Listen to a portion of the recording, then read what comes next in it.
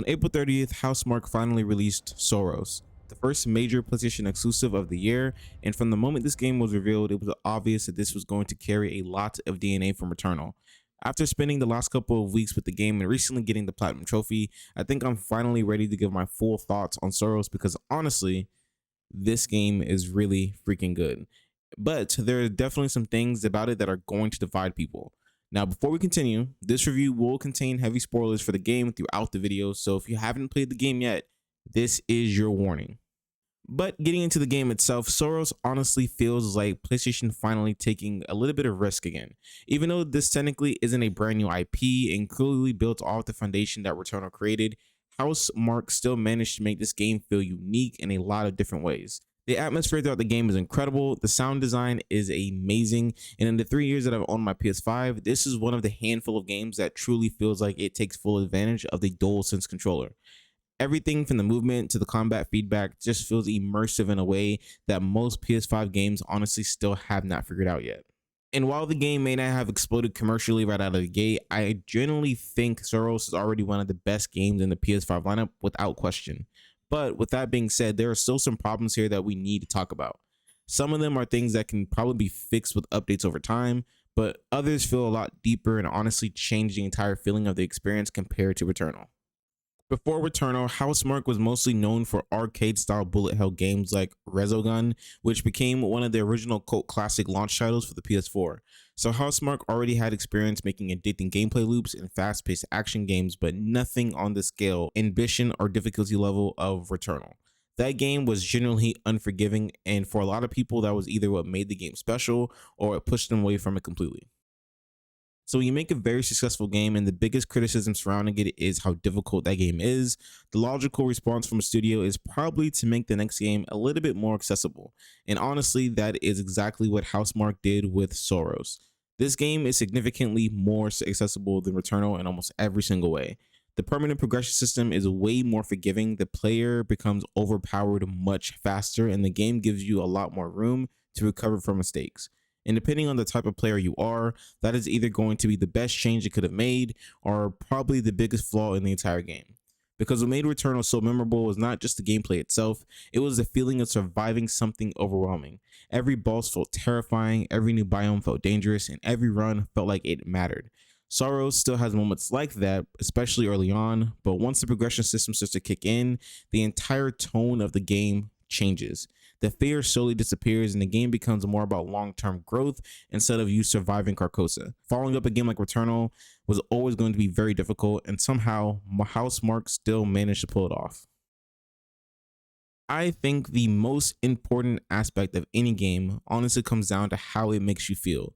And I don't necessarily mean emotions like sadness or happiness. I mean whether or not a game can make you completely forget about the real world and pull you into the world that it created. And Saros does a really good job of that almost immediately.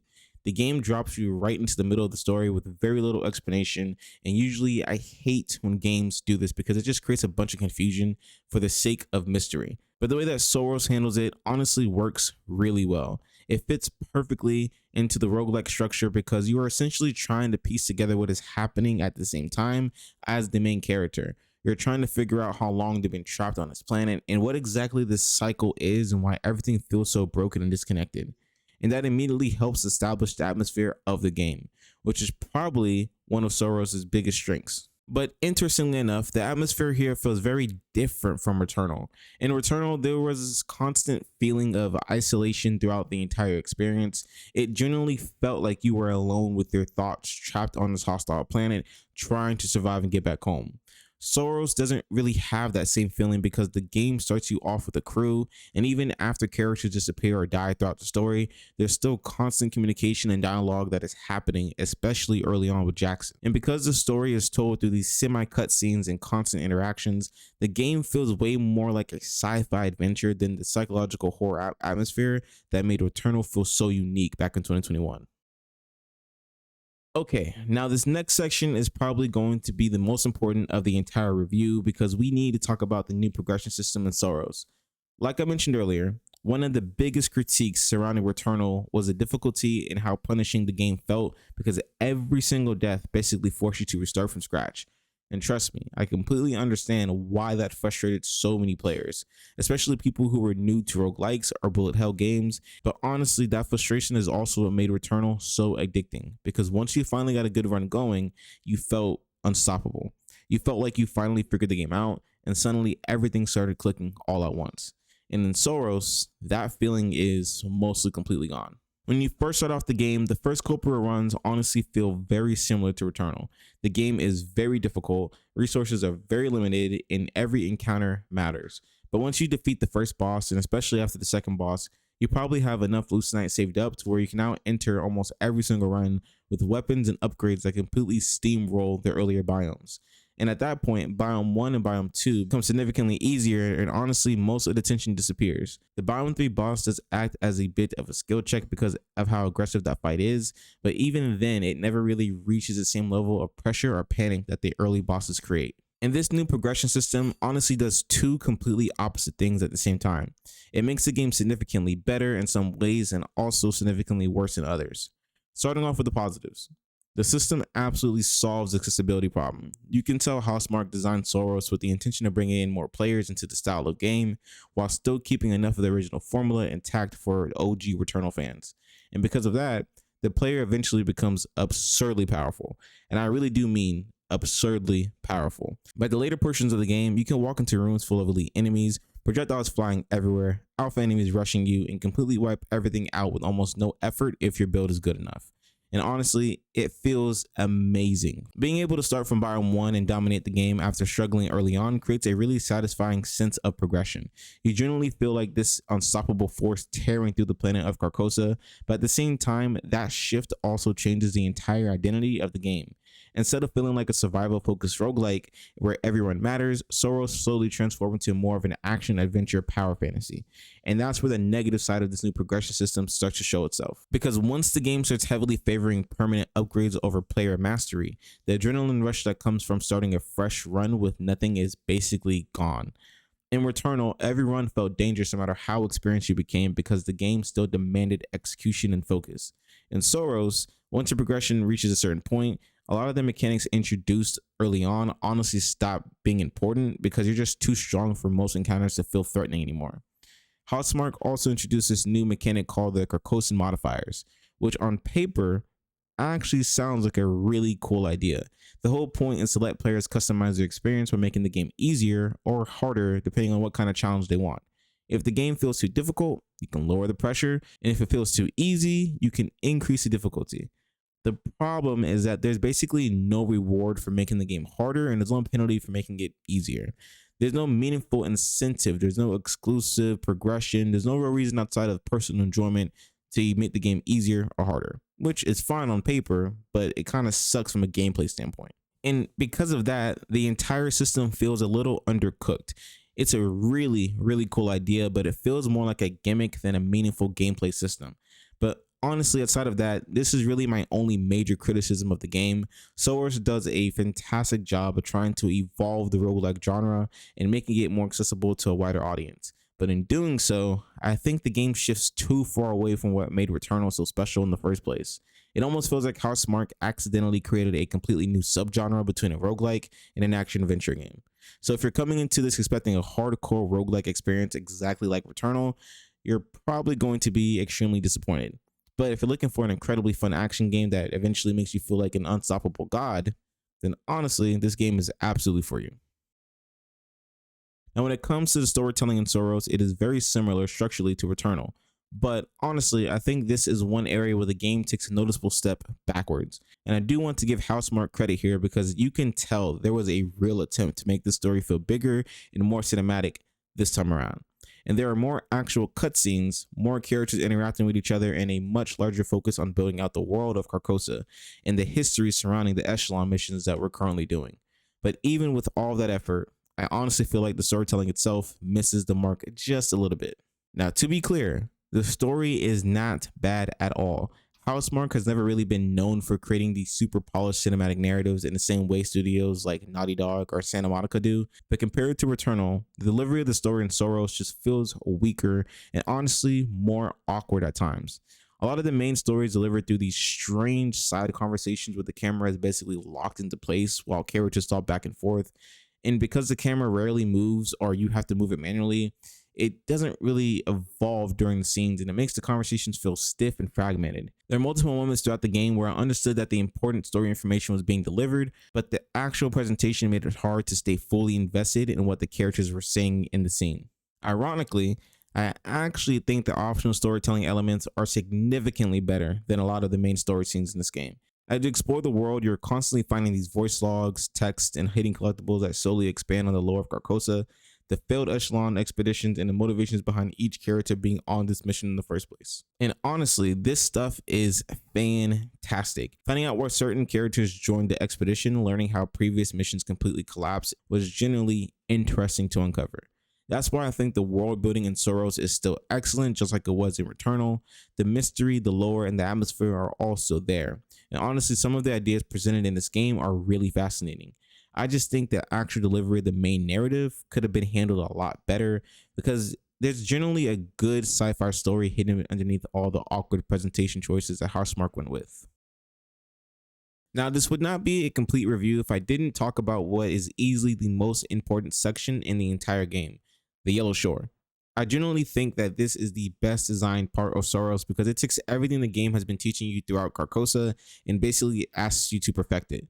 Up until this point, the progression system allows you to become incredibly powerful and honestly kind of overpowered at times, but the Yellow Shore strips away that comfort immediately. There are no revives here. Most of the cheesy strategies you relied on throughout the earlier parts of the game stop working, and suddenly the game starts demanding mastery from the player once again. You have to clear the Yellow Shore in order to become strong enough to face the final boss, and this entire section feels like one giant skill check.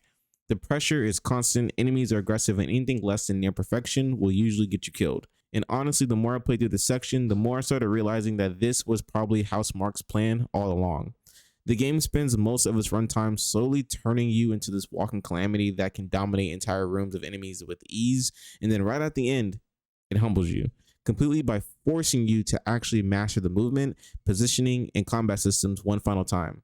It almost feels like the game reminding the player that underneath all the progression systems and power fantasy mechanics, this is still fundamentally a Housemarque game. If you loved Returnal, you're probably going to love this section specifically because it captures a lot of the same intensity and panic that made Returnal so memorable. And honestly, this is also why I think the rumored DLC has a chance to be flat out incredible.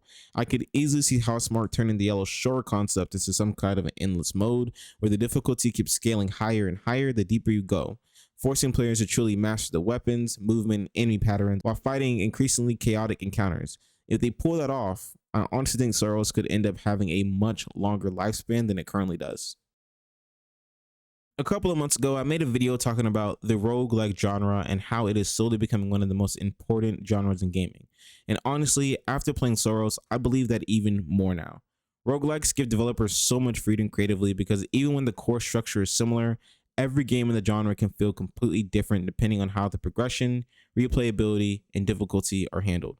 That's part of what makes a genre so addicting in the first place. But I also think Saros is one of the most questionable entries into the genre that we've seen recently. Because one of the biggest reasons I personally love roguelikes is the replayability. Games like Returnal, Hades, or even The Binding of Isaac constantly give you reasons to keep coming back. There's always another run to improve, another build to experiment with, another challenge to overcome, or some kind of endless replay value that keeps the game alive even after the credits roll. And honestly, Saros really does not have that right now. Once you finish the game, you get the platinum trophy and experience most of what the progression system has to offer. There's honestly just not much reason to continue playing. There's no real endless mode, no highest score to chase, no major in-game grind, and no meaningful leaderboard system currently in the game. More than likely, Housemarque will add a DLC later on that expands the replayability because honestly, this game feels built for that kind of expansion. But as of right now, once the game is over, it's just over. That's it. And that's honestly the weirdest part about Saros to me because the game was marketed as a spiritual successor to Returnal, but in a lot of ways, they stripped away many of the things that made Returnal become such a cult classic within the roguelike community in the first place. The constant tension, the replayability, and the satisfaction of mastering a run over time just aren't emphasized nearly as much here in this game. Now that leads into the final section of this review, which is the most important question: should you buy it? And honestly, yes, I still think you should buy this game. A couple of weeks ago, I made a video saying that I thought this game was worth buying, and after putting dozens of hours into it and getting the platinum, I still stand by that verdict. In a lot of ways, Saros is honestly a better overall game than Returnal, but the two games are focused on completely different reward systems.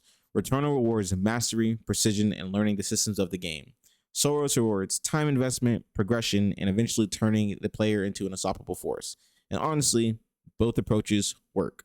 By the later stages of Saros, you generally feel like Thanos in Avengers Infinity War. You walk into rooms full of enemies and completely erase everything in front of you with almost no resistance. And there is something undeniably fun about that feeling. Now, if you're the type of player looking for hundreds of hours of replayability, endless challenge runs, or some kind of long-term leaderboard grind, I would probably wait for the rumored DLC or maybe wait for the game to go on sale. But if you're just looking for one of the most polished, immersive, and genuinely fun PlayStation exclusives to release in recent years, then Saros is absolutely worth your time. Saros, Pragmata, and so many other recent releases honestly feel like proof that gaming is starting to shift back into a completely different direction. For years, it felt like the industry was just stuck in chasing live service trends, battle passes, and games designed more around player retention than actual creativity. But now we're starting to see more studios take risks again, and players are responding to it. Honestly, I really do think we're at the beginning of a new renaissance for gaming as more and more live service games continue to collapse one by one. So if you enjoyed this video, don't click off because the video that's on your screen right now continues this exact conversation and goes even deeper into why the gaming industry is changing so much right now and what that means for the future of gaming. As always, thanks for stopping by the corner. Peace.